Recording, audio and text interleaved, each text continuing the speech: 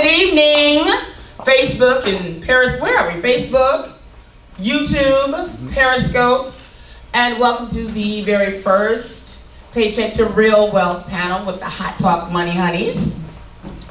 Give them some love.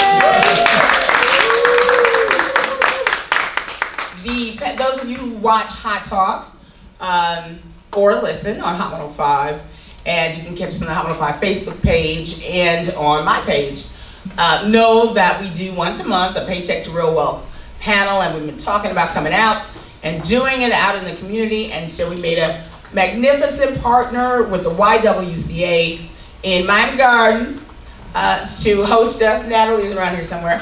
I'll introduce you to her a little bit later.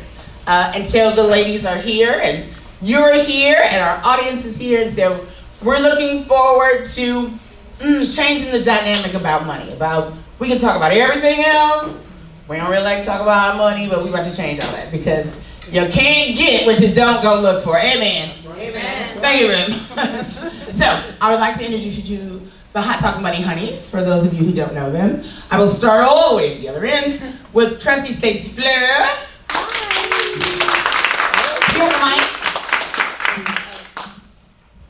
Hello everyone, my name is Trustee St. Fleur, as Jill said, and I am happy to be here tonight with you guys and to be a part of this movement when we talk about Paycheck to Real Wealth.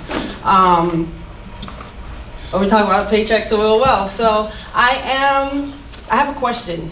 So anyone in the guests in the building, are you a millennium? If you're a millennium, raise your hand.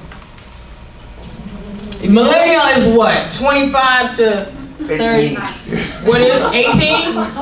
No, it's about 20 no. How old 19 to 37. It's like 19 to 35. No, I said the cat. Something like that. Okay. Oh, I made the cut. I'll just be over here. All right. So, and as a millennium, That is Jay Phoenix, I'm sorry. That's Jay Phoenix, makeup artist extraordinaire.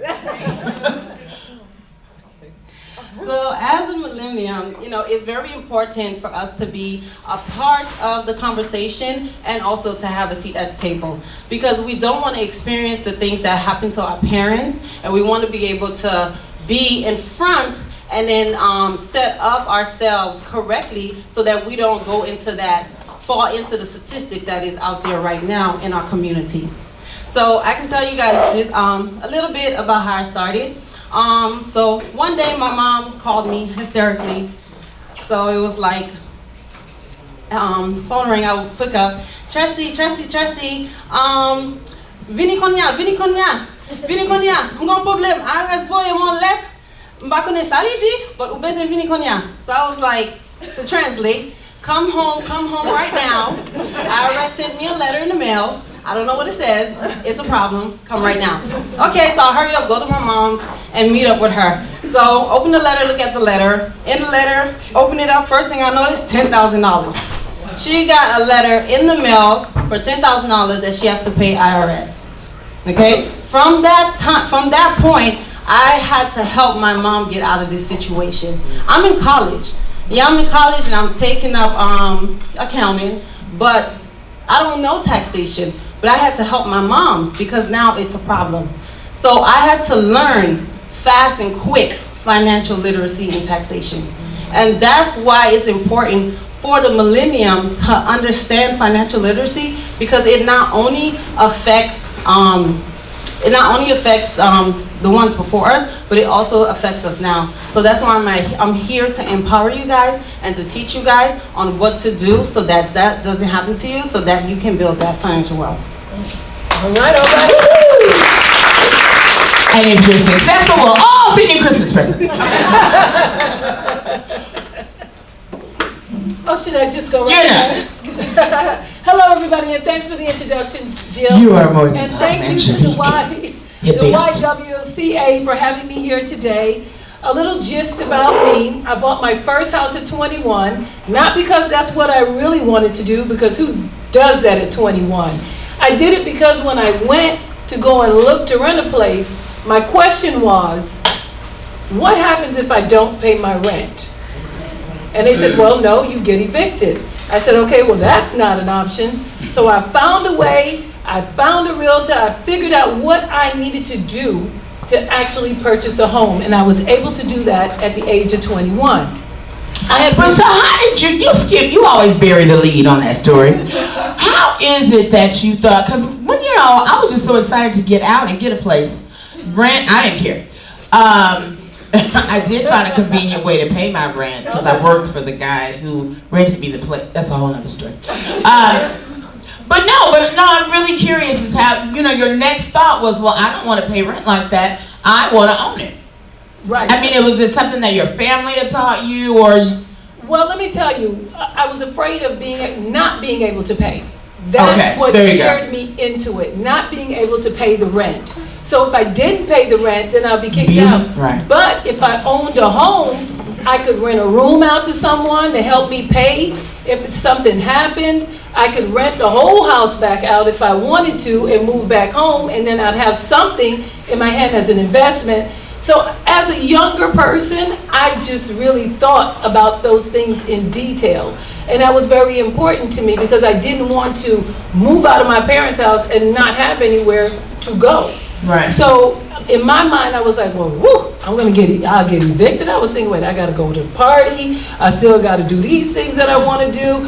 And if I'm spending money doing those things, you know how it is. You're going to be like, well, I'm having rent party. Right. Yes. Like, wait a minute. My rent's $600, but I do want to go to the party. Right. So I'm going to take this $50 to go to the party tonight, then I'm going to be short on my rent, then where am I tomorrow? Yeah. So that's what I was thinking about. And come to find out, my mortgage was less than the rent that I was going to be paying. Back in the day in Miami Lakes when Dan Marino lived there, those of you who remember that, I wanted to live there. In the Moors. It had the Moors. I didn't even That was the spot when I didn't know what a gate was. They had a gate. I was so excited, like it's a gate. So that's where I wanted to be. So when they told me that the rent was $875, I was like, at the time, $875 is $800. And then I got to buy groceries, I got a car. I was like, woo, no. So that's what really pushed me to figure out how do I get in a home. And I just tried it. I've always been a risk taker. I think it's important that you take risks because what happens if you take the risk and you fail? You're back to where you started. At least you know that place. And that place is a good place. I was okay. I could still stay at home, but it worked out. And my mortgage was $631. Wow. Look at that. That's hair and feet money. These are the things that are important to me. But it wasn't right. So then, so with that, and I got into real estate. So I was in real estate as a young person, and I was just, doing real estate. I mean, not even selling real estate, just thinking about it like, wow. I got up at 3:47 a.m. in the morning and said, oh my God, I bought a house. I didn't know what to do next. What am I supposed to do? And I got to go to work. And so I did work a full-time job, and believe it or not, on the side, I worked at a gas station, a Shell gas station in the middle of the night that was 3 blocks away from the house to make extra money to ensure I was going to be able to pay for those extra little things that came up.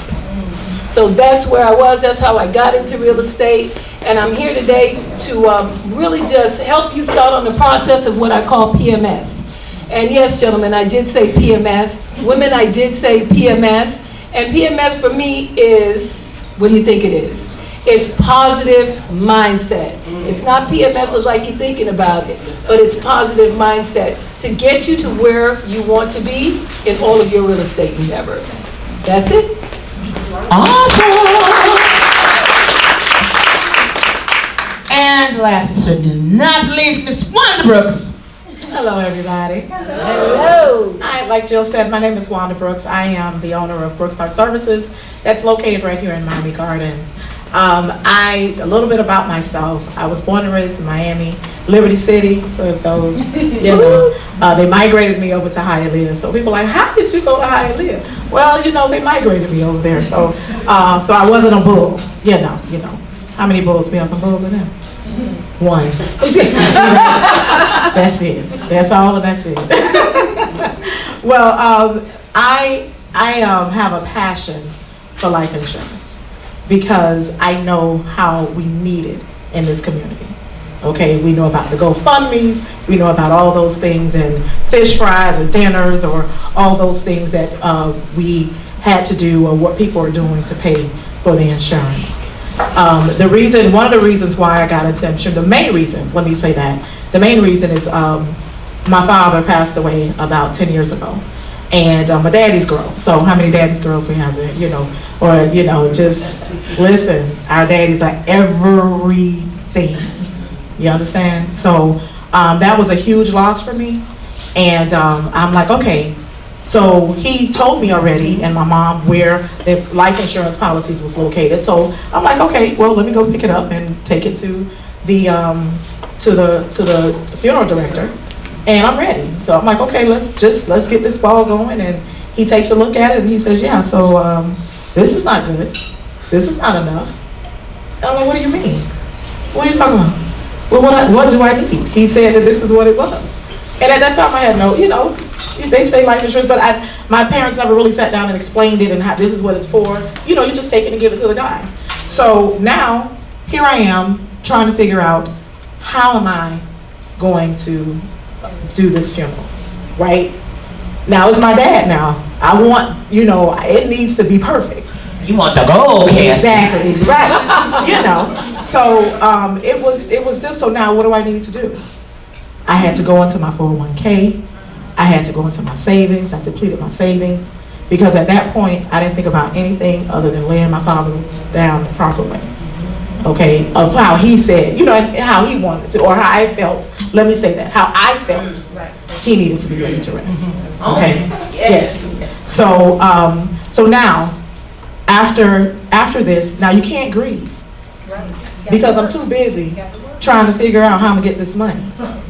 Okay, you can't be crying, talking about what. The people like, okay, when you gonna give me this money? Okay, well, suck it up, Wanda, and get it together. Okay, so that's what I did. After the funeral was done and everything, that's when I realized I have not grieved my dad, and it hit me hard. And not only that, I just took a substantial amount of money out of my 401k. Now, what if you don't have that? I was fortunate enough to have it at the time, but what if you don't? So then what? You understand? So it is absolute my passion to make sure that my community has life insurance. That's a passion of mine, and because I don't think anybody in the sound of my voice should ever go through what I went through. So that's what it is. And so much of it, you really touched on, so did I. You really touched on it in the beginning when you were saying that, people, the life insurance policy is in the drawer and you just go take it to the man. Right. And I remember that Uncle Hank used to come to the house and bring my grandmother an envelope every Thursday. Right. And she would always say, that's the insurance man. Right. And so, and I say, hey man, let's touch and agree. And so, I figured that's how that went. No idea. Right. That it's a whole, there's a whole other way they do that. Yes, right. And so to your point, yes, that happens. We don't question it. It's just okay. Well, right. It'll all work. Right. Uncle Hank will help me back when Uncle Hank, and here's a quick tidbit. Back when Uncle Hank was coming around to pick up the insurance, we weren't able, as a community, we were not able to have insurance until the late 40s, early 50s. Wow. And even then, they restricted us on the amount that we can have. Okay? So they took our grandparents and our great-grandparents, they took that seriously. They're allowing us to have it, we're getting it. Yeah. Exactly. So that's a good thing to know. And so and putting this panel together, so these are the three pillars of that, you want to have 4 legs, but you can make it happen on 3. And these are the 3 that you need. And so I always leave a 4th chair because there is always something else, right? And so tonight our 4th chair is Miss Michelle Adderley. Got you. Like what? I tell them all the time. You know, I learned the business. Come on. I will thank James T. and Jerry Rushing for the rest of my life, because I learned like everything I know about the business by them throwing me in the pool and say, okay, swim. You get back to the shore, you in. And so everybody that kind of comes, you know, that's a part of what I'm doing has been thrown in the pool. And they still here, they made it. So, but Michelle and I go way back. We go back to college together. And Michelle, y'all know Funk Master Ali? Yes. That's his sister. Yeah. So we all went to Florida Memorial together, and so it's a long time coming. But Michelle has always been a very successful entrepreneur. She is, I don't care what it is, the commonality is that she had a need to meet and she paid her bills legally. And did quite well and was able to move from different types of business quickly because she had the skill. Once you learn it, how to sell and how to run a business, you can run anything. You can sell dresses, you can sell fish, you can sell anything. And Michelle is you know, one of my favorite people when it comes to that, being an entrepreneur. So, hey girl, hey. So I'll give you the mic and you can share your story. Hi, my name is Michelle Adderley, and I am a serial entrepreneur. That's it. I love the challenge of being in business. I love helping people, and right now my forte is money. So anything as it relates to money, I just dive into it, and I try to learn as much as I possibly can about it. So how I got into the money business is because I had it, and then I did not have it. You know, I woke up one day and I did not have what I had before. And so I was forced into trying to figure out how to survive in a area where everyone still thinks that you have it and you know that you don't, okay? And you're hiding in a high rise downtown Miami trying to figure out how you can save yourself along with your friends because you guys made a really, really bad decision as far as investment was concerned. So I started with credit, learning how to fix my own credit. And credit is always the catalyst of everything that you have. Everything that we've talked about on this panel here, it really starts with you having your credit together. That is the foundation. Because if you don't have credit, you don't understand, you can't purchase a house. You basically need to understand that the wealth is actually built if you're interested in building wealth. Your wealth is actually built in insurance, okay? And then once you get all of that together, you have to go down and you have to see Tressie and you have to understand how to maintain where the IRS is not knocking on your door that you are paying your taxes. Okay, so I think it's a great thing. Thank you very much, Jill, for inviting me up here as the fourth chair. I did not know that. I was coming just to support. See? And but all of these components work together, guys. If you have it all together, it's just amazing that I'm sitting here thinking about it. All four of these components, if you work it together properly, you will be able to create wealth and have generational wealth. And that's what my passion is to make sure that we have generational wealth, how to build it, because there are things that are out there that we're not taught, okay? And I'm that person because I was one of two only black union printers in the state of Florida. I have a printing company for the last 20 years. So I was that person that would go into the rooms that didn't look like us, and when they say, okay, you know, are invited to the table, I took my seat at the table. And I let them know that I was here to understand why there aren't more people who look like me sitting at this table. Okay, so from there, I decided, I said, listen, I'm gonna knock the door down. I'm not gonna give you an opportunity to open the door for me. I'm gonna knock the door down. So guys, I'm here to, any questions that you may have, I'm here to assist and work with the young ladies here to make sure that we are here to create generational wealth. Thank you. All right, look here. Walk in the door, wave in the fofo. I swear. See, y'all know the you know it. And I want to acknowledge our kids from Norland and What high schools are you guys from? Northern. All from Norland. No. Where you guys from? Where y'all from? American? Miami Lakes. Awesome. What grades? 10. Seniors. Ooh! We have 10th graders too. Okay. But right. We know y'all y'all about to exhale. Like, woo, Jesus, yes, God. Y'all still got a way to go. But I'm so glad that you're here because, you know, I mean, that you right here, if we do this right, you will have stories to tell. And so I'm so glad you're here to be able to know how important that is. One of my interns, I just went off to work for Martha Stewart Living.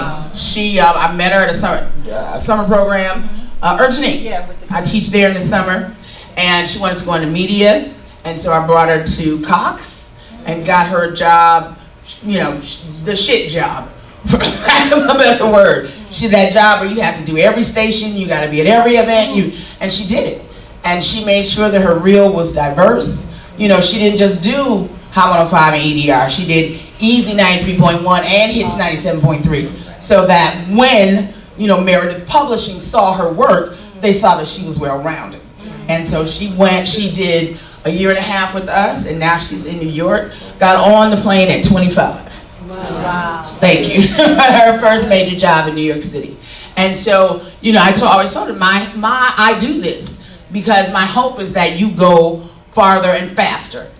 And you know, I left home to come to college, but yeah, my first like gig, I was 30.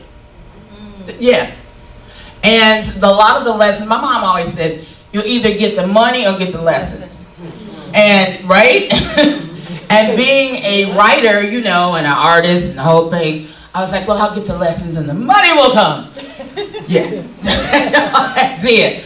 How long that would take. But now, you know, but you get to a plateau where you understand that I'm so glad I got the lessons, right? Because somebody getting over you at 50 is a whole nother thing. Somebody getting over you when you're 21. You know what I'm saying? You can recover from that real good. 50 is hard to recover from. It's like I should have seen that coming. I should have played that game already. So I'm so glad that you all here, and I hope you suck it all in, because you be laying in your bed one night when you are 22 years old, figure, how am I gonna get out of this? And something that somebody has said somewhere will pop into your head. So thank you for coming and being willing to get your real wealth early, girls. So I want to introduce the young lady who made all of this happen. Yes, babe. Real quick, these 4 young ladies who's sitting here, they're from Sunshine's Heart Mentoring Program, based here in Miami Gardens. Yes, we're here every Wednesday and Thursday night. Are we in y'all? Yeah, y'all in our space. So we share it. Yay! Oh, well, thank you for sharing. Oh, well, I'm so glad that you guys are here. So Natalie Robinson Bruner, come on up. Give us some love. Is making this whole thing happen. I met Natalie, and I shared with her the other day that I did not know the YWCA's, you know, mission statement was ending racism and empowering women. And so, you know, we met, and I'm just really proud to be a part of this journey with the YWCA. And thank you for having us. No problem. Oh, okay. Well, well, I just want to say welcome and thank you to everyone for coming out and being with us, and thank you, Jill, for working with me and dreaming with me to help bring this to our community. Like she said, the YWCA, our mission is to eliminate racism and empower women, and that really starts with our finances, are sort of the basis of a lot of things. Making sure that you have enough to go to school, to pay your health care bill, to have the opportunity and the options available and not to be limited. And so I hope that everyone gets something out of this tonight. I know I will, because I was taking notes last time, so I am definitely going to be doing some of the things they advise. So I suggest everyone just pay close attention. Thank you. Awesome. All right, so with that said, what time, where are we on the clock? 5 after 7. Okay, so let's take like a 5-minute break. The wine is open. So if you'd like to come next door, grab you a glass of wine, and then we're going to distribute the worksheet, and then we'll get started. Because we got about, okay. Can a little music in the interim. This is one of my favorite tracks right now. I've never really viewed myself as particularly BJ the Chicago talented. Kid. Where I excel Produced by Rico Love. is ridiculous, sickening work ethic. You know, while the other guy's sleeping, I'm working. While the other guy's eating, I'm working. I have a great time with my life, and I want to share. Most people wake up if you ever turn. City passes up the dream, keeps back my life. Just like you were trying to live life. And in the body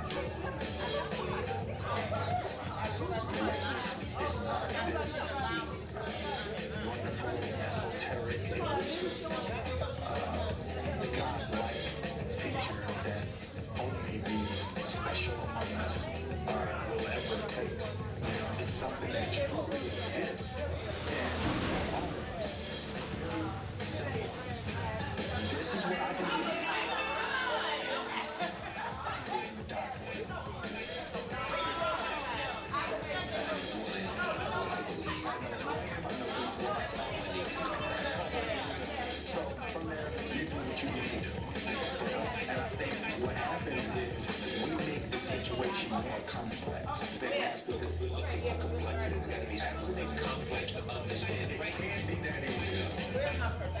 The separation of talent and skill is one of the greatest misunderstood concepts for people who are trying to excel in their fields and want to do things. Talent is naturally. Skill is only developed by hours and hours and hours of being on your craft. I think that there's a certain delusional quality that all successful people have to have. You have to believe that something different than what has happened for the last 50 million years of history. You have to believe that something different can happen. Being realistic is the most commonly traveled road to mediocrity. Why would you be realistic? What's the point of being realistic? Just go up there. I'm gonna do it. It's done. It's already done. The second I decide it's done, it's already done. We just gotta wait for y'all to see.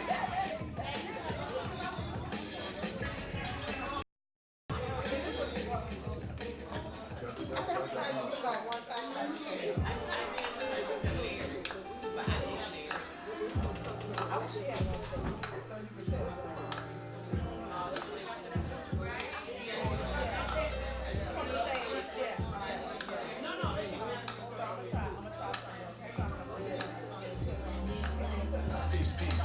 Everything in music creation, in complete harmony of creation becomes art. Everything we've ever invented stems from the human imagination. Everything we've ever invented or created that moved in error is recognized as work of genius. Science and the empirical man, philosophy and the thinker, religion and the shaman, art and the sick who can metabolize. Everything with a trace of decay is human error. Forgivable human error differs from the radiance of the gift which becomes shadow, necessary evil, so to speak. Or we'd have figured it out by now. Striving for perfection is the result of genius. Find peace, share your genius. See, I can't see my own face without a reflection. Whether your reaction to my expression, a mirror or a meaning outside to know the inside, which is where I reside. Through this understanding, I know that all things are one. According to science, everything is a wave of energy. A sound wave reaches my ear and my mind makes something of it. My eyes are receptors for another type of energy, which my mind then depicts as images. Same goes for smell and touch. Time and space are tools which help me convert these waves into information. Now, when getting full attention to something other than time and space disappears. I am simply moving. Yesterday, tomorrow, here, there. It is always now. All is energy. Even without certain inspiration. Technically, I'm only a vessel channeling those thoughts. The mind chooses to tune into those frequencies to either contemplate or share with outside. I really believe function the same foundation. Energy, which is everything. Everything is one ocean of energy. Everything is within you. Everything is you. The identity of me is but a series of memories in which your mind decides to narrate in order to create that feeling. It is always now. The first law of thermodynamics states that energy is conserved. In other words, energy can be created or destroyed. Energy only transforms. We are thus forever, and death is but a blink. So I ask, why hurt? Why kill? Why hate? Why fear? Why war? Why the feelings of uneasiness if all is but a single form of energy entertaining itself? Can the state of the world change? Can the state of the world change? If energy only seems to transform, then why not? It seems as if darkness has always reigned over. We live on a planet amongst a system in a dark space. A planet amongst other planets rotating around the sun in the same fashion as electrons do around the nucleus, which form the cells which form us. Ah, yes, all is one. And my friends, it is beautiful. Let us unify our heart. Now, in power, and I thank you. Peace forever.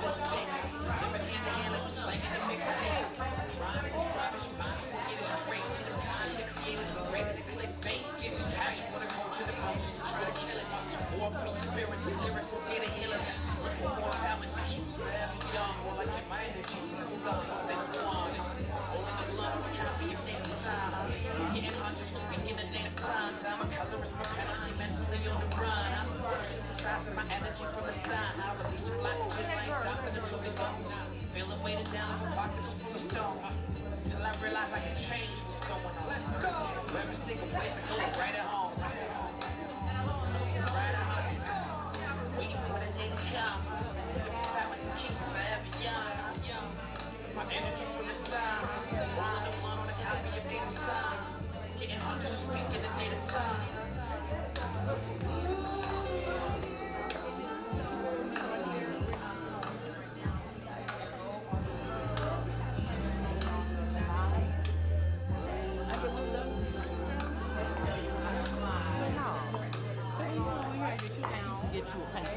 Oh, I need this my thing. No, you want one of these for real? Yes, I'm gonna take this home.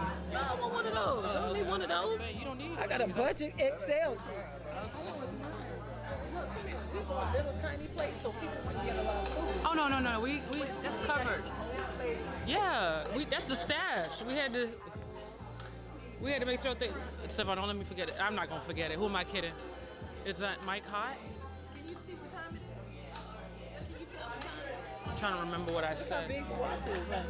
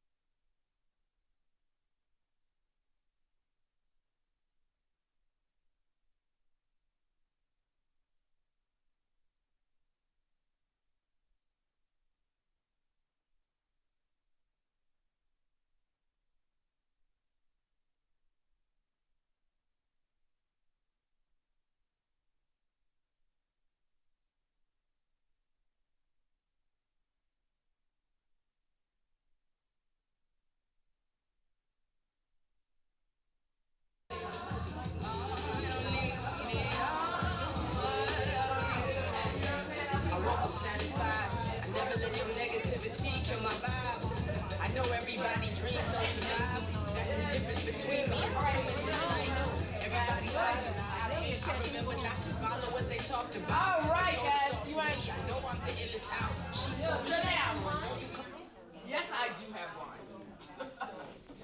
All right. Everybody good? Ready? Do I have a mic? Okay. Can we have this? Yeah, that's fine. We didn't bring this nice back. Okay, yes, everybody with a glass. Cheers to financial independence.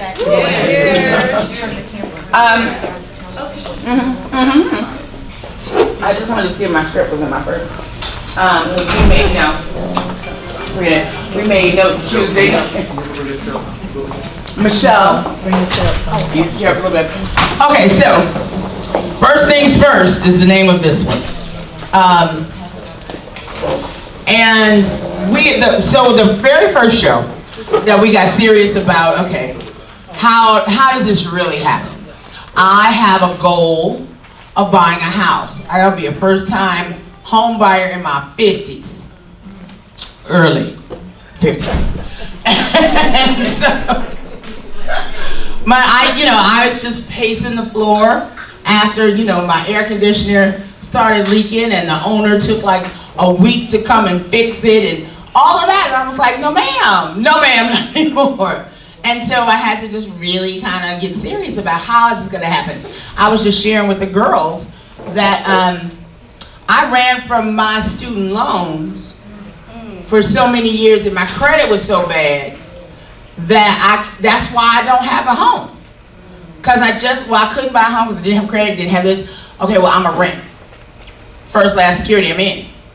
And I just stay here until I get ready to, And so, and it's a pattern. It just keeps going unless you stop it. That's why I'm so glad that they are cognizant of doing this early. So, what are the keys to wealth? I was like, okay, so all of this, it was messed up. All of it still is actually, but we working it out. Because it is, piece by piece. And so because of the experience I was having with my mom and how if I had to come out of pocket, I would deplete everything I had earned and I'd be stuck again. And I was like, no, let's just do that first. Because God forbid anything happen, it's just me and her. So if anything happened to me, our ability to have income is zero. So I started with insurance. I got a policy that I could pay monthly on an automatic debit, and I'll grow as my money grows. At the same time, we were going through the whole Medicaid process and all of that, and I was just talking. I'm sorry. Tell me your name again. Valerie. Valerie works in the hospital system. Is very familiar with elder care, and we just met. Smile at the baby. And about the experience that I'm going through, she's like, she sees it every day, and it's usually us because we just don't think about it. She and I were talking about how many of y'all have long-term care? Oh. 1, 2, 3, 4, 5. That's good. John Hancock long-term care. How many of you all even thought to get long-term care?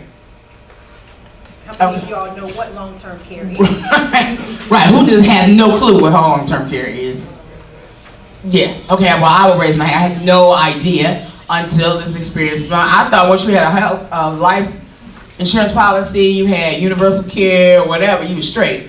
No, none of it. As she just shared with me, long-term care, to keep it simple, is custodial care. So like the situation my mother is in, that $25,000 would not be hanging over here if I had that long-term care custodial policy. That probably would have been about $20 a month at the time, when first time she got sick. That's why we're here. So, and from this, so that's where I am right now, right? I've done that, and now, and the goal is to get to buy the house. Tressie here, I actually met because I hadn't done taxes in 8 years. Okay, the IRS. I just thought about this live stream idea. Maybe we just need to record it.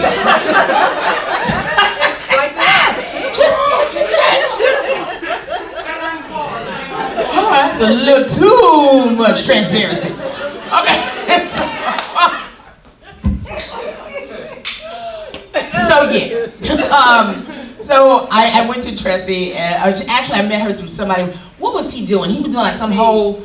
He was doing a My Econ type. Anybody heard of My Econ? Yes.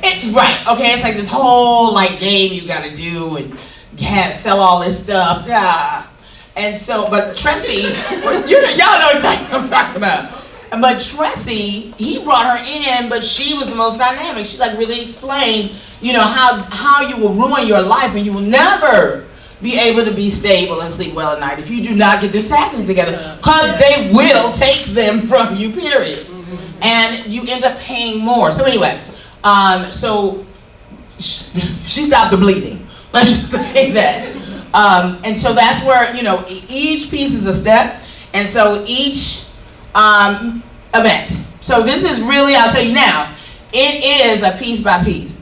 One thing at a time. We talked a lot about not getting overloaded with a lot of terms and all of that stuff, because you got enough going on in your life already. So just one piece at a time. Once a month you can do one thing that's gonna move the needle. That's what we're doing. So you won't get it in 3 hours, because you can't. But it will always be free. I will always have food and wine. So, so Dana, if you want to, so this is where we started. They took, it's like, oh well, keep a budget. You have all? Does everybody have one? Okay. So yeah. So you should keep a budget. This, that, and the other. And I was like, yeah, I'm so busy. Blah blah blah. So then they said, okay, you know what I want you to do? Get a bowl and put every receipt from this month in a bowl. Just every single solitary receipt. I don't care what it is. If it was gas, gum, Girl Scout cookies, whatever you spent some money on, put that receipt in a bowl. That's it. And before the next meeting, take them all out and itemize what you spent on each thing. That's it. That's all you gotta do. Right? And I will tell you, my experience was I had no idea how much I was spending on foolishness. Right? You would have never told me that I was spending $375 a month going out to eat. Easy.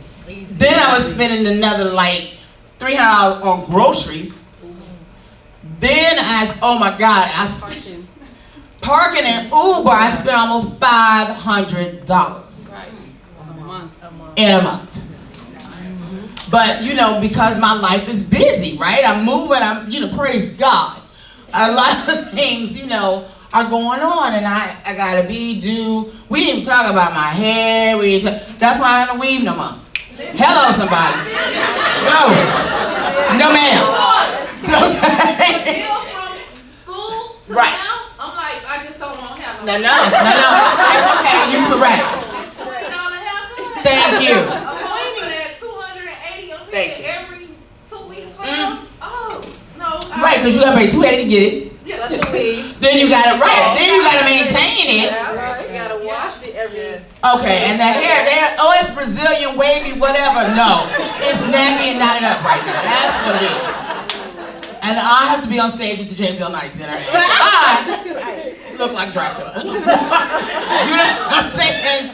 I mean, like for real. Because they don't pay for that stuff. They don't care. And you cannot show up wrong. Right. And you ask me, why you cut your hair? Girl, I can't afford that. Can't afford it. Just tell them, right. As soon as they ask you, and raps, saved my life. Hello. Yeah. Thank you very much. This one can wrap a head in seconds. Whole nother, the earrings and glasses, we good to go. Yeah. So all of those, when you start to really get serious about it, you know what I'm saying? All of that. I got a thing. I stopped most of them anyway, but I got a thing for this chocolate bar at Aldi. How many of y'all shop at Aldi?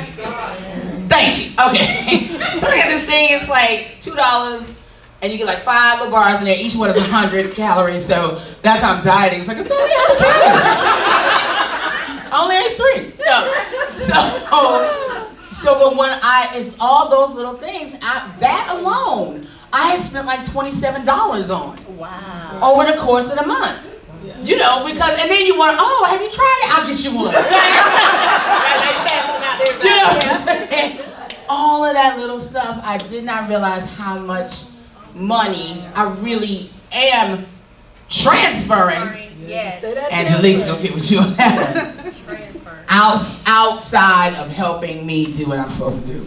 Wow. So that's what, so when you start whenever you want. You want to wait till after Christmas, that's on you. But you fooling yourself. If you do. That's why we were going to do this earlier, but I thought the holiday season is great. Because I do the same thing. I spent $250 on Thanksgiving for 7 people who left most of their food there.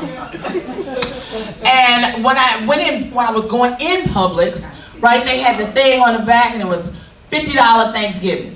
For 8 people, right? Not common sense. Just. But no, I had to brine my turkey, right? I could just have no dry turkey. I had to let it sit. I had to brine it. I had to rub it down. Okay.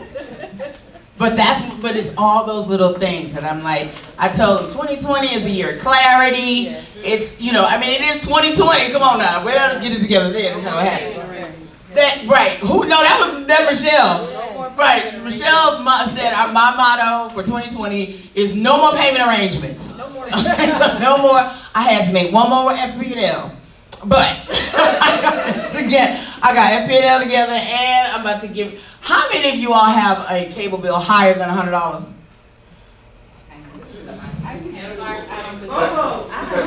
What? You don't watch cable?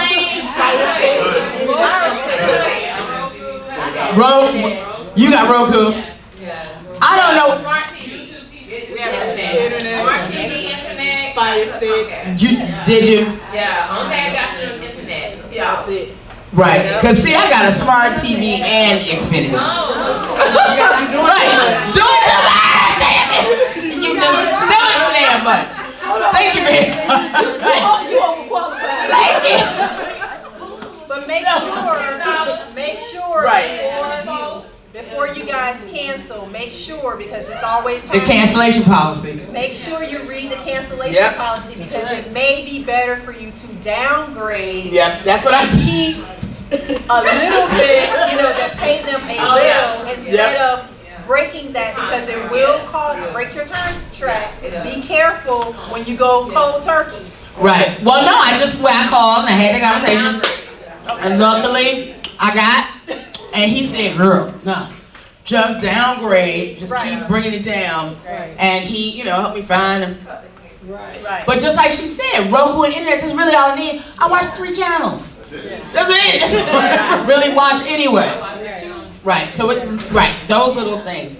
Okay. So now you're gonna time check. Perfect. Okay. So now the ladies have prepared. There are like 3 pieces that they want you to take away.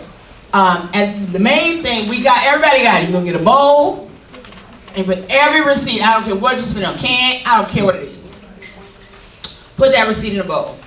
And at the end of the month, before, Dana, did you get everybody's info? Yes. No, did you get everybody info? Info. Get there, like a sign-in sheet. Email, sign-in sheet. Yeah. So we can send them a little email reminder I'm curious how much about your receipts. Okay, you my sister. Woo! How much, she said, how much do I pay for my pets? Yes. Well, y'all got children. But Well, and I have older pets. So they're 10 and 11. And they, But I will tell you, I did not, one of them needs to have another, ultrasound and maybe surgery, and it was $2,700. I was like, we're going to pray for Princess. Because she's 11. Okay. I'm going to take her home and cook for her. That's going to be about it. And they eat good. They did, right. I make them, Listen, buying chicken breast in the value pack is cheaper than dog food. Yeah. It is. When they prescribe the dog food, it's $3 a can, which is, for me, was like $23. I went to Doris Market. I ain't even, go to Bravo or nothing. But the Doris Market and got the chicken, and she ate off of that for almost 3 weeks. Was $12. Oh, I'm learning. Okay. So, all right. So now I'm gonna go down the list. The ladies are going to quickly give you their 3 tips that they want you to take away from tonight, and then we'll wrap. Okay, good? Okay. Tracy Saints? All right, you guys. So since taxes, you can't avoid taxes, because taxes is like death, right? Those are 2 things you can't avoid in life, right? Yes, ma'am. Right? It's that intense, because IRS will come after you. You understand? If you have anything that's earned income, they know. So you have to take it as serious as that. So my first tip for you guys is take control of your economy by telling IRS what your tax rate is. You have to tell IRS what your tax rate is. You see how when you have your paycheck, you're like, well, IRS is just taking out this amount of money, it's so much money, right? But did you know that you can tell IRS how much to take out of your paychecks?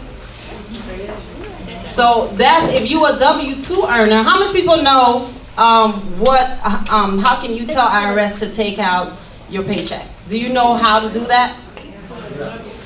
Yes, some people know, some people don't. How do you do that? You share them with tax preparer. Okay. Okay. Right. So tell them, here, let me take on mic. Where's the other mic? Okay, so right. No, that's what I'm saying. This is cooperative economics. Right. Because everybody got a little something off it. Okay, so you're a tax preparer. Right. So tell them how can an individual, we'll say an individual, tell IRS how much to take out of their paychecks. Come on, ma'am. She's like, you can sit down. This is your time, tax preparer. Come on. Can you give us your handle as well? Okay. Your Instagram? I does it, but I don't do it like I used to do. I've been doing it for like 10 years. I was a hairstylist. I did tax preparing. stuff like Awesome. See, I get can't that money. get it. That's 7. But most time I think you can talk to your employer, Mhm. and then they will take out certain things, and then you can talk to the IRS about how much you want to take out every month. So by the end of the year, you don't have to owe them. Really. That amount of money. But, yeah. Right. But yeah, you do have to. I'm the person that most people come to after they don't got messed up. I'm the fixed person. Okay. You're the resolution. All the resolution. money. Because I'm the type of person, I'm not going to give you all this money, I'm going to give it to you how you're supposed to get it. Right. But they want to get $10,000 in the next year, they're going to have to owe. You know, because right. it might seem good now, but you're going to owe them. They're going to know come that after you. didn't make that money. Oh yeah. Oh yeah. Awesome. Thank you. Yeah, she's. Go ahead. At our job, we actually have it where we can log into our page and we have like we actually have a system, well, we can go in manually and put in what we want the IRS to take out of our taxes. So there you go. yeah, our job allows us to go in through the system and Take- just make the adjustment. Make the adjustment. Correct. So that's exactly why. Because you know that your refund is your money already. So when you let IRS take out an amount that they want to take out, then what happens is IRS is not giving you any interest on that money. So they're just saying, okay, you're just going to let us take out whatever, we're going to take it out, and then we'll just send you a check next year, April the 15th, by April the 15th, with no interest.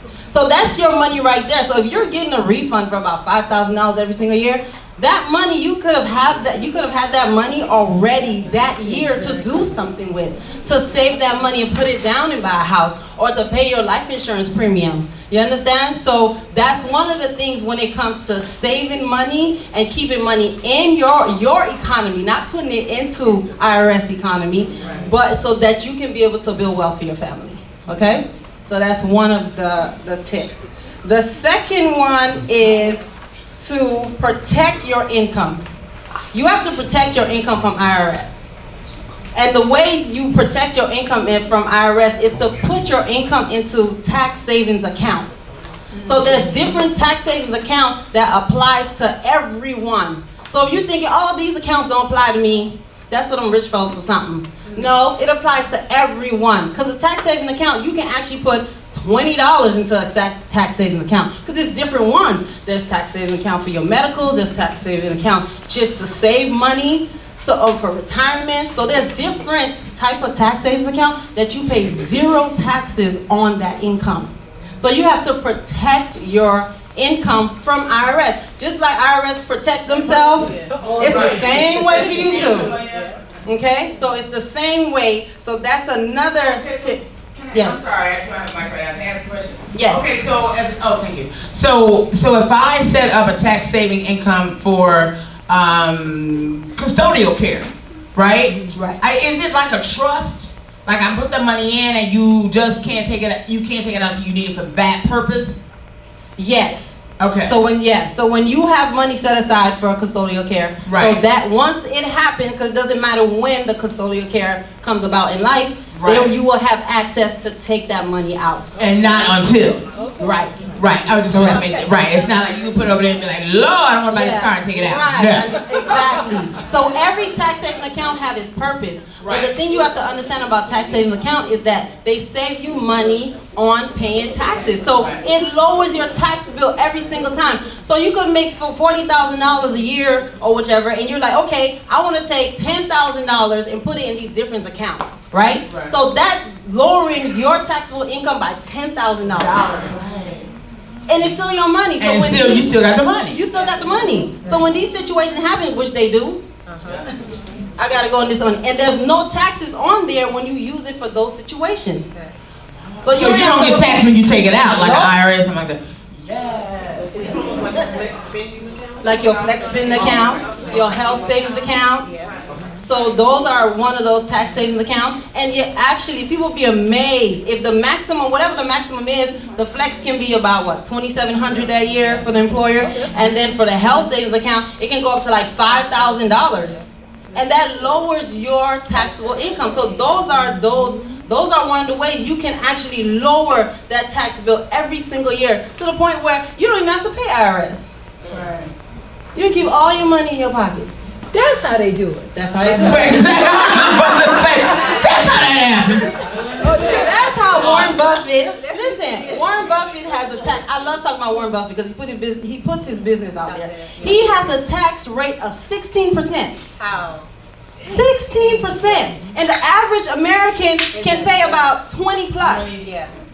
How we're not in the millions, right? But he's in the billions of dollars, and he only pays 16% tax savings. That's how the rich stay rich, right? Tax.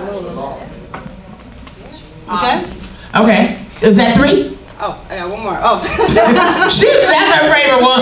That was my favorite Like, I need y'all to understand. Okay, and the last one is, hold on. Get my note here.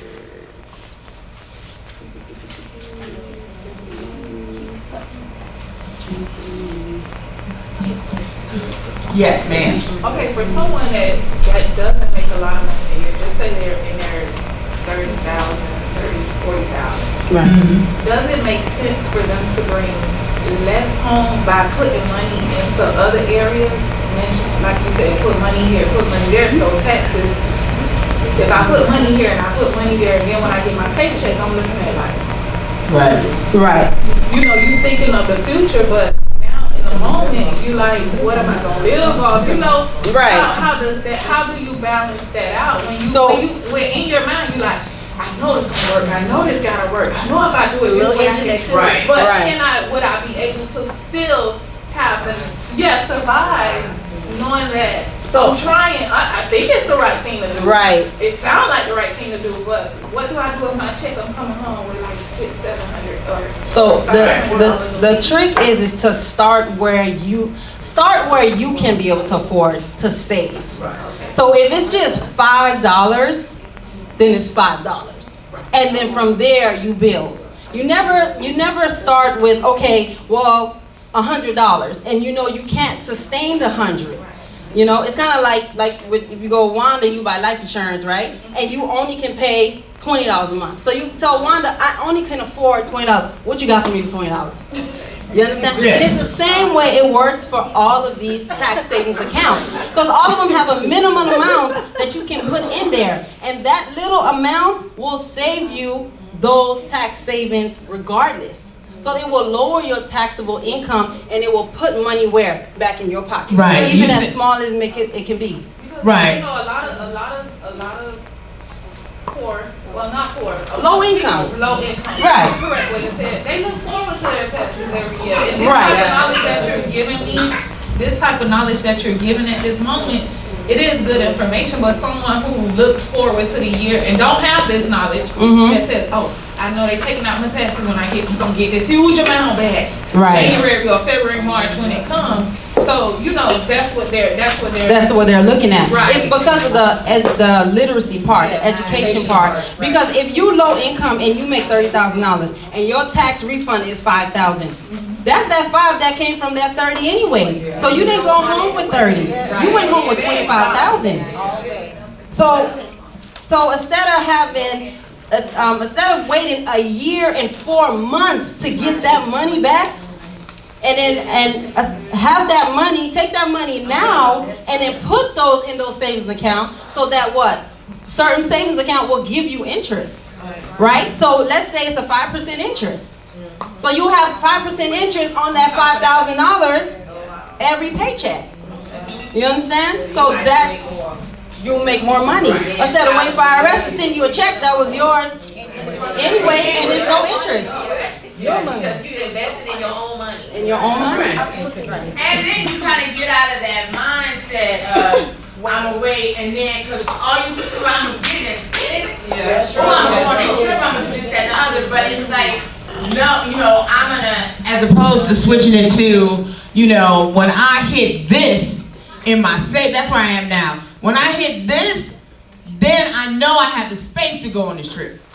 Right. You know what I'm saying? As opposed to when I get that income, because then I come back and I'm broke still, and I waited all year for that money. Now I ain't got, But like you said, that's true. It's like $5. Really, when I say that, I'm talking like $5, $10 here. Like, you know, I have a good friend. I ain't gonna say her name, But the money that I'm saving, she going to spend it at the casino. She still live in her mama's house. And your last tip? And have a tax plan. A tax plan is very important. So that's where you will put your tax plan against your budget to see, okay, these are the tax savings that are there, because we all have them. There's tax, no matter if you're low income, mid-income, or high income, everyone has some particular tax saving that applies to them. And you will only know that if you have a tax plan. That tax plan will have every tax code that applies to you and the savings that you get from each and every one of them. Okay, so that's the third thing that's extremely important. It's good to have a tax plan, to have one, because you can have one and you follow it until the tax laws change. So just like we had the tax laws that changed in 2017 into 18, so then you would revise it and then follow it.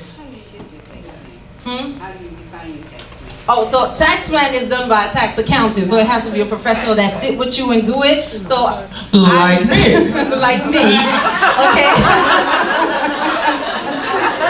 But you know what? I was gonna ask you that question. Right. You know, I ain't paying them girls. You know what I'm saying? But I'm supporting them because they supported me. But honestly, before you pass my question, I wanted you to share, like, how much does, like, if somebody wants to come down and sit with you and be like, okay, this is how much money I have. Right. How can I, and activate it the way you were talking about? How much is that going to cost to come sit with you? The tax plan? Yes. To come to you, make an appointment, come to you and say. My consultation is $100. That's the consultation fee. Yeah. Boom. Is it per hour or? No, that's for the just consultation. $100. Yes. I could do that. Yeah. We want the Jill Tracy. Thank you. That's what you gonna call it. You gonna call it. Call it the Jill Tracy. Okay, no, honestly though, on the real, would you do it for 75? I'll do it for 75. But if y'all do it for Jill 75? Tracy, yes. Done. Done. Jill Tracy is $75. $75.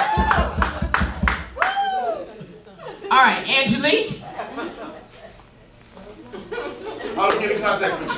Oh, my contact. Oh, right, sorry, that people. part. Okay, so I will have a few flyers in the back. Yeah. But and you can get the flyer and all my information will be on there. Okay. Awesome. Thank you, babe. Miss Angelique. Well, all right, I need a tax plan. Yes, that's first things first. I'm getting mine free because I know. No, I'll pay. Well, my tips, I have 3 tips. And the first tip, well, I would say I want to start changing the language on how we speak. We always talk about spending money, correct? How much did you spend today? How much did you spend today? I no longer want to say spend money. I want to say transfer money. And the reason why I want to say transfer money is because I had someone who was buying a home and she said, oh my goodness, I'm going to spend $40,000 on her new home. So what she was doing, she had to have a down payment and her closing costs came up to like $40,000, right? So she was taking this money out the bank to put it in her new home. And she felt like she was what? Spending this money. But let's think about this a little differently, right? Here we go. She wasn't spending her money. She was doing what? Transferring her money. Why? She was transferring her money because she was taking her money out the bank that was using her money to make more money and giving her really nothing on her money. Correct? Right. So now what she did, she came and found me, her realtor, and she found and she bought a home. So now what she did was, I said, no, you've taken the money from the people who are holding it for you because you can't put it under your mattress due to the taxation, the IRS people over here, we know about that. So you put it in there because you can't just keep it at home, am I correct? Right. So she bought a home. So she transferred it to where? Where she is, where she lives. And guess where? It's with her now. Am I correct? Right. Yeah. Now, she transferred it over there. So think about this now. 90% of the time, real estate is going to go what? Right? So even if she made 6 to 10% on that $40,000, would she have made that in that other building over there? Nope. So she did what? Transfer. So she made a good. So here is my thing. So I made this analogy the other day and I said to someone, okay, you went and took your credit card, which is really your bank, correct? And you went to Neiman Marcus and you bought yourself some Manolo Blahnik shoes, or the red bottom shoes or whatever they are, correct? So you transferred $2,700 to Neiman Marcus, right? That's what you did, right? That you transferred. I didn't know it cost So you transferred that money to Neiman Marcus. What did you get from Neiman Marcus? You got some shoes, right? That's what you got. So now how are those shoes going to make your life better? No, somebody tell me what $2,700 shoes. Make your feet hurt. She said they're gonna make your feet hurt. Okay. So here is my thing. So my tip to you is this. I want you to start thinking when you drive through that drive-through at McDonald's, Burger King, Snappers, wherever you go. When you go to Target, you go to Macy's, I don't care where you go. I want Starbucks. I want you to think in your mind, I am transferring my money to these people. My kids made me transfer a lot of money. Doing too much transfer. Right. So, but this is how. I need them to retransfer. Okay. So we want to get to the point now. I want to be clear on this because I don't want you to think you can't buy things for yourself. But I want you to understand that you need to transfer to things that are going to give back to you first. Then you can go and transfer to other places. So we're going to start using that language, transferring. When you really think about that, I transferred my money to Neiman Marcus and left out of there with a pair of shoes I'm probably going to wear only 2 times because we can't see you in the same Manolo Blahniks every time. That's the problem. That's the reality. So, transferring is the first thing that I really want you guys to start thinking about and using that word, transfer. The second thing is, where do you start to fix it? Start tracking how you're transferring that money. I don't care if you want to write it down on an Excel sheet. I don't care if you want to put it in your phone, in your notes. At the end of the month, you need to look at and use the word transfer every time you write it down. So you can see that you have transferred your money to all these people who have given you what? Nothing back. Now, Neiman Marcus, and I'm going to tell you this quick little thing. Worked at Saks Fifth Avenue. I worked in the designer department. I put a pair of cashmere sweaters out. We listed them for $65. Nobody bought them for $65. Now one person bought it. You know why? Too cheap. It's in Saks Fifth Avenue. Took them off the floor. Put them back out there for guess what? $265. I sold those twin sweater cashmeres 8 times. Here's the thing. How much did Saks Fifth Avenue pay for those sweaters? $17, including shipping. I'm telling you that. I saw it, I put it out on the floor myself, it was my department. So think about what you're buying, when you're buying it. So that's all I'm saying. So what we're going to do, we're going to what? Transfer. And we're going to grow to the level where we transfer, we start talking about we're transferring our money to what? Titles. We're transferring our money to deeds. Those are things that are assets. So transfer is the word we're going to use. So we're going to learn the word transfer, we're going to write it down, and we're going to track. And then the third thing is that I don't want you to be afraid of your credit score. It's a credit score. It's okay if it's 420 right now. It's okay if it's a 325. It's okay if you don't even have a credit score right now. That is something that can be worked on. It's almost like a game that you play and you can win it. Okay?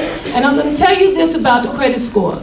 You can have an 800 credit score, 750 credit score. Those are good credit scores, am I correct?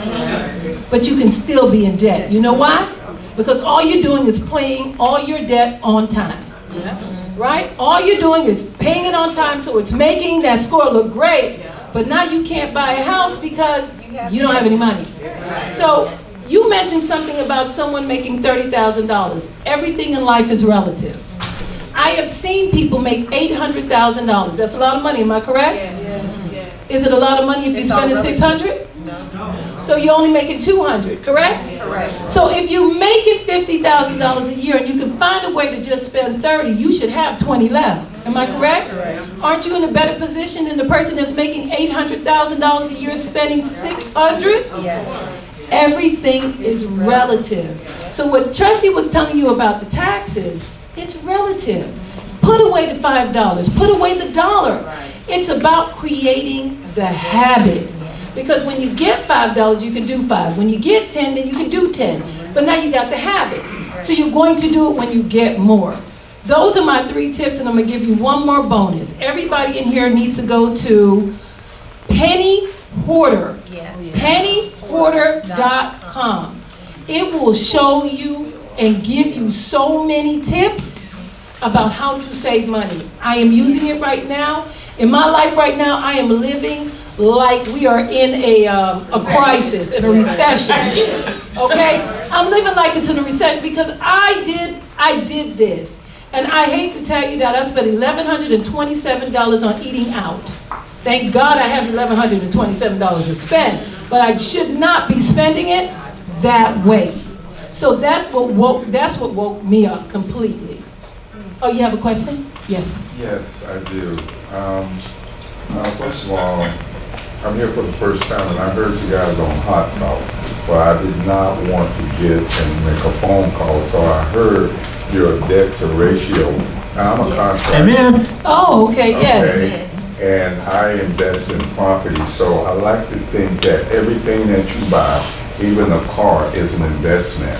You take a $100,000 car, everybody buys it just ready, back it off the lot, it's worth $10,000 less. Agreed. That's what keeps the next things going. So when you spend money now, like you was talking about those... No, when I transfer money? I'm sorry? When I transfer money? That's already. Investment, that's like if you buy a $50 pair of shoes, and I'm listening to you, go and take them back to the store. Everything is made for a profit.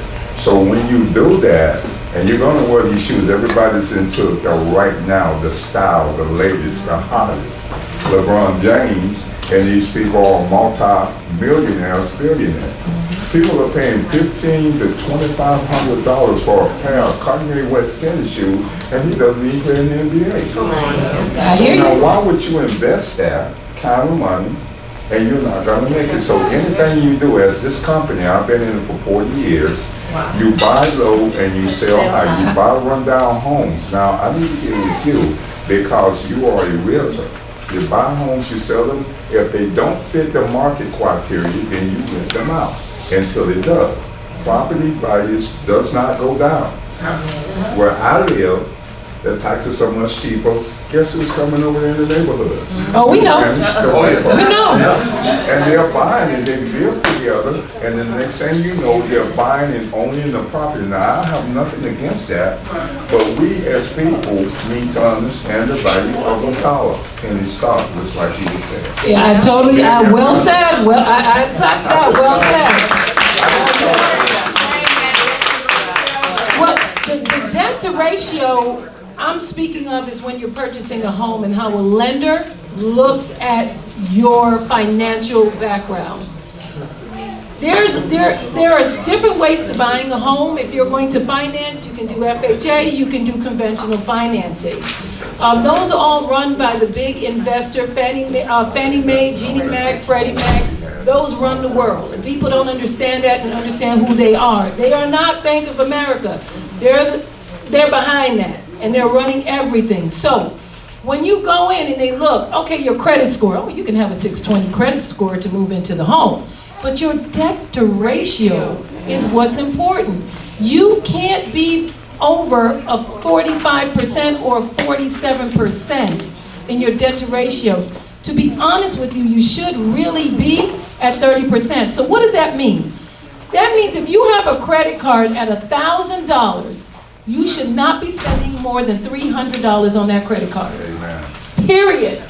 You should not take that credit card to $900 or $800. It needs to be at 30%. I know there are times when you need to do that, but it shouldn't be something you do consistently all the time, every month, because it creates that pattern that's going to not help you get that home you want. Now, here's the thing. Your criteria could be up to that 47%, but guess what else is going to be high? Your interest rate. Now, a lot of people don't understand this. They think, oh, my credit has to be great. My credit has to be great.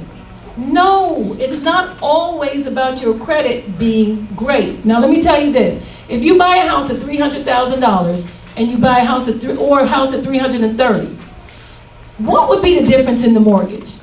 You think? How much money you think would be in the difference in the mortgage on a house at $300,000 and a house at $330,000? What's the number? I don't want my professionals to answer. Sabrina, what do you think the difference would be in every month? $15. How much? So Sabrina says $1,000. So now what if you have an interest rate at 4% or an interest rate at 4.9%? What do you think the difference would be? I don't want any of my professionals to answer. Anybody know? So let me make this very clear to you. Sometimes people are fighting over a little bit of money. That $30,000 difference is amortized over 30 years. That's pennies on the dollars. It might be $8 in your mortgage every month, right? But your interest rate, that could be $150 difference a month. It makes a big difference. So that debt to ratio needs to stay down so you can get the best interest rate out there. That credit score needs to stay over 700 so you can get the best interest rate out there. Our interest rates in America have not been this low in 55 years. Our average interest rate is 6% with everybody being able to buy a car, go somewhere, take your kids to private school. 6% is great. We are living in a dream right now, under 6%. So if you can find a way to buy, you buy now because it's under that 6% rate. And right now it's in the fours, even with not good credit. I have somebody right now with a credit score of 647, middle credit score. Their interest rate is 4.6%. That's very low compared to what it normally is. Those are my tips. Thank you.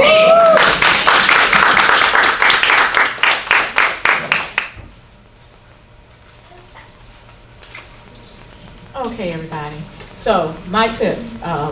Let me ask a question. My first thing is let me ask a question. My name is Wanda Brooks with Brookside Services. I'll smile. You need to take a picture?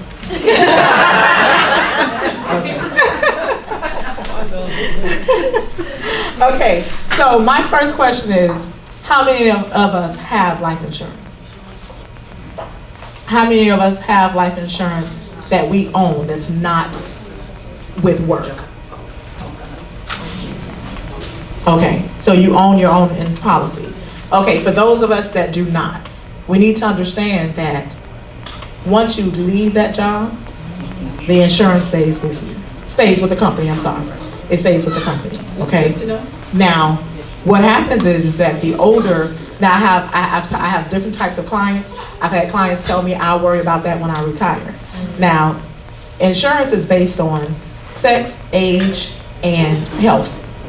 So the older you are, the more it costs, okay? So there's nothing like being able to own your own, okay? And so I was looking up the statistics on how many women actually own life insurance themselves. And 56% of women own life insurance. That's 10% less than men. Now, if we look, and realistically, a lot of homes are ran by the mothers, correct? So what does that tell us? We need to bump that up. Okay? So now, let's think. Like Tracy mentioned earlier, I don't have that much money for insurance because I don't, I got stuff to do. You understand? So what I'll do is we'll sit down and you tell me. Because there are different types of insurance policies. So we're gonna sit down and cater what's good for you right now. Tomorrow it may be different. Next year it may be different. But we're talking about right now. Because we want you to be covered. That is the most, out of everything, that is the absolute most important thing, is that we are covered, especially as a community. We need to sit down, we have the holidays coming up. That needs to be a conversation. And listen, I am available to come to everybody's home for dinner, dessert, wine, for life insurance. I'll need 10 minutes. I ain't gonna take up y'all time. Just have my place at the table. And I gladly, because one of my sayings is allow me to be a part of your family. Because once I come into your home, it's about us right now. Okay? So that's one, if you don't have insurance, let's get some. And we'll work with I'll work with your get in where you fit in. Yeah, exactly. That's a good quote. Get in where you fit in. Everybody don't fit in the same place. Okay, but I will give you all your options and we'll figure that out. Consider your budget. And I spoke a little bit about that. We want to consider our budget, right? So again, since we're talking about holiday season, we want to consider that budget. And let's pay that premium for the year because it's a discount. And I'm not just talking about life insurance, car insurance, all of that. They give you pay it for the year, they give you a discount. And then what does that do? That frees up some of that money. So when you get that little bit of money that you do get from the taxes, you pay that annual premium. And guess when it's due again? The next following year. That's something we don't have to worry about. The birthday parties and all that other stuff. Okay? And to save some time, I'm going to be short. And the next one is with that money that you have, so now you want to be able to save some money, just figure it all out. Open up what they used to have, and I heard that they still have it. A holiday account. Yes. They still have them. At the credit union. At the credit union. Yeah, and I didn't know that. The ladies told me that when we were discussing that before. They still have those holiday accounts. So if you're spending $100 on an insurance, any insurance, if you're spending that on the insurance, then you can take, let me put 25 here. Let me put 50 there. By the end of the year, during the holidays, what happens? You got a little spend money. Yeah. And now you don't have to worry about, like Jill said, going and spending all that money. Now we're starting all over. So real quick, do you have insurance? If not, let's look into it, okay? Consider your budget, and then let's work on a holiday account and open up and pay annually on your insurance, okay? Oh, I'm sorry, my information. Okay, you can find me on Facebook and IG, Brookstar Services, and my phone number, you can reach me at area code 305-816-6948, and that's Brooks Star Services, so that's 2 S's. 305-816-6948. And we want to thank y'all for coming. Y'all are so beautiful. It's called a Christmas Club. Oh, it's called a Christmas Club. Well, thank you. Back in the day. Okay, thank you. Christmas Club. That's it. You're right. Okay. They call it a Christmas Club. There you go. Okay. See, I just learned something. Thank you very much, sir. I love that. All right, you guys, it is, Oh, I would, but it's 8 o'clock. Okay. Let me mean it. But no, I mean, seriously, I want to keep you all on time and know that you can, devote 2 hours to it, get something you need and, work on that. And I will tell you that the annual payment is the goal for 2021 for me, so don't feel bad. 2020. No, mine is the goal for 2021. I mean, I would love to, but you know what I'm saying? Yeah. That ain't gonna happen. I'm not gonna tell that lie to myself. But 2021, I would love to be in a position to be like, yeah, I'm paying all that at one time. Right. But right now, I'm gonna pay you on time every month. No payment arrangements. No payment arrangements. All right, so listen, thank you guys so much for coming. I hope you got something. You had a little snack. I hope you enjoyed messing with people. And it is the Paycheck to Real Wealth will be the 3rd Wednesday of every month. So we do Hot Talk Live on Sunday night and the third Sunday of every month, and then we'll be live here on that Wednesday. So, you know, if you listen to the show and stuff you heard, you're like, wait a minute, I wanted to hear about this, or whatever. Because we can go up on a tangent on that show sometimes. We talk about one thing, and then we talk about Kim Kardashian and vampire facials. But this is an attempt to be very focused on, you know, what we highlighted on the show, you know, and help you move from paycheck to real wealth. So I want to thank Tracy and Angelique and Wanda, Michelle, my crew, Kirk, and LaRue and Stefan, Natalie Robinson, Bernard from the Wise of the DCA, and Dana Johnson, and most importantly, all of you for coming. Thank you so much. And I'll see you next month. Happy holidays! Happy New Year! Merry Christmas! Awesome! Okay, LaRue, can we have a little departing music? You're welcome. Thank you for coming.